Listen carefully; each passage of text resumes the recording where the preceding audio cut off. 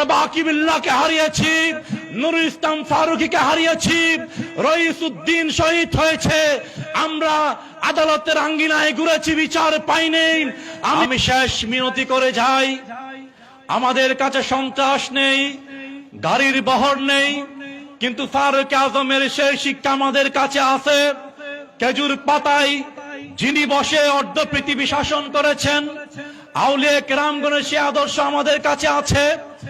আজ আমি উলামায়ে আহলে সুন্নাত ওয়াল জামাতের সামনে রেখে বলি, দেশে প্রবাসে যারা উদ্বিগ্নতা প্রকাশ করছেন এবং যারা আমাকে নিয়ে শঙ্কা প্রকাশ করছেন, আমরা যেদিন নির্বাচনে নেমেছিলাম আমি মনে মনে মনস্থ করে নিয়েছি, ইন্না সালাতি ওয়া নুসুকি ওয়া মাহিয়ায়া ওয়া মামাতি লিল্লাহি রাব্বিল আলামিন।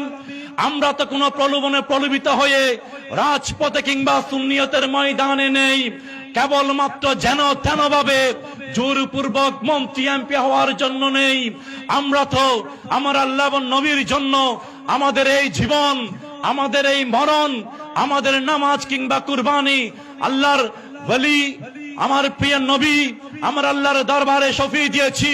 কারণ শাইখুল হাদিস আশরাফ আল কাদেরীর মুখে আমরা বারবার শুনেছি, আমাদের কাছ থেকে আমার আল্লাহ আমাদের এই জানমালকে ক্রয় করে নিয়েছেন, বিআন্না লাহুমুল জান্নাহ, জান্নাতের বিনিময়ে। সেই জন্য আমরা বিশ্বাস করি এই ময়দানে ত্যাগ দিতে হবে, এই ময়দানে প্রয়োজন বোধে জান কুরবান করতে হবে। আজ সুন্নিয়তের রাজনৈতিক ময়দানে যেই মরুভূমি, যেই বন্ধ্যাত্ব দেখা যাচ্ছে, আমার মনে হয় এই ময়দানের মধ্যে রক্তের প্রয়োজন রয়েছে। আমরা বাকিবুল্লাহকে হারিয়েছি, নুরুল ইসলাম ফারুকীকে হারিয়েছি, রইসউদ্দিন শহীদ হয়েছে, আমরা আদালতের আঙ্গিনায় ঘুরেছি, বিচার পাইনি। আমি ইকবাল আজকে বলে যাই, রাজপথে নেমেছি, নির্বাচনে নেমেছি, ইনশাআল্লাহ পিছু হটবো না।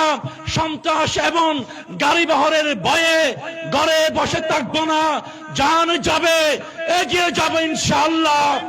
আমি আমার পরিবারকে বলে দিয়েছি, আত্মীয় স্বজনকে বলে দিয়েছি, যদি সত্যের পথে থাকতে হয় জান এবং মালকে হাতের মুঠোয় রেখে নামতে হবে।